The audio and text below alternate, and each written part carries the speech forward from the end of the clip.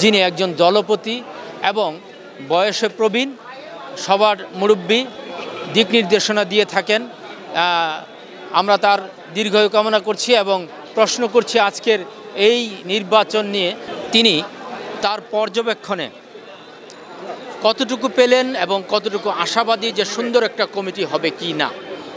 আজকের এই নারায়ণগঞ্জ সম্মিলিত নাট্যকর্মী জোটের যারা প্রার্থী হয়েছেন সবাই যোগ্য, আমার কাছে সবাই যোগ্য। তা আজকে নির্বাচিত হবেন যারা একটু বেশি যোগ্য, তারাই নির্বাচিত হবেন। আমি তাদের উদ্দেশ্যে একটি কথা বলবো।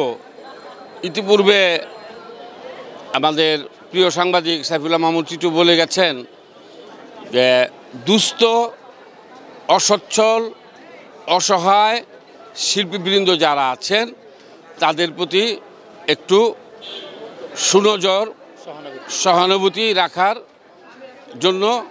আর এই সংগঠনের একটি কার্যালয় আমাদের নাই। এই কার্যালয়টি করার জন্য যারা নির্বাচিত হয়ে আসবেন তাদের প্রতি আমার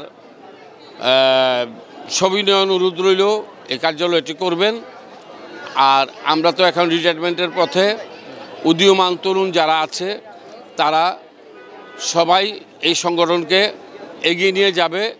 আমার সংগঠনের নাম দর্পণ থিয়েটার, আমি দর্পণ থিয়েটারের সভাপতি। ওই হিসেবে আমি সকলকে উদারত আহ্বান জানাবো, নির্বাচিত হওয়ার পরে যে সমস্ত ইশতেহার আপনারা দিয়েছেন ইশতেহারগুলি পূরণ করার জন্য আপনাদের কাছে বিশেষভাবে অনুরোধ রইল।